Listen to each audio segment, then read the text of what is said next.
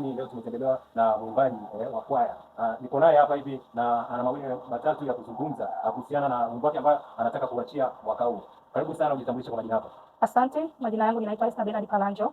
Niko Manyara Kibaoni hapa wilaya ya Karatu. Nimekuja kwa ajili ya kazi nzuri ambayo ninaiandaa, kazi yangu mpya ambayo nategemea kuiachia tarehe 23 mwezi huu wa 8 rasmi. Asante sana. Nina swali kwako Esther. Kwanza kabisa unaweza kuambia nini mashabiki zako ambao wanakutazama muda huu kupitia chaneli hii ya Izzo? Vipi unawezaje kulizungumzia? Nimeiandaa vizuri, nimejipanga na naamini katika nyimbo ambazo nimeziandaa zitawabariki wengi na zitaleta neema ya pekee. Kwa hiyo nawakaribisha sana siku ya tarehe 23 waje wanisupport. Na hapo hivyo umesema tarehe 23, ndio? Ndio tarehe 23. Je, mahali itakuwa ni wapi ambapo watafanyia tamasha hili? Tamasha hili litafanyika katika kanisa la DNPC Manyara Kibaoni hapa kwa mchungaji Olekwai karibu na Africa Gallery pale. Wow.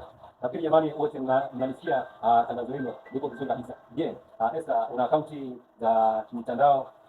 Nina akaunti, napatikana YouTube kwa majina ya Esther Bernard Palanjo, napatikana Instagram, Facebook, TikTok kwa majina hayo hayo Esther Bernard Palanjo.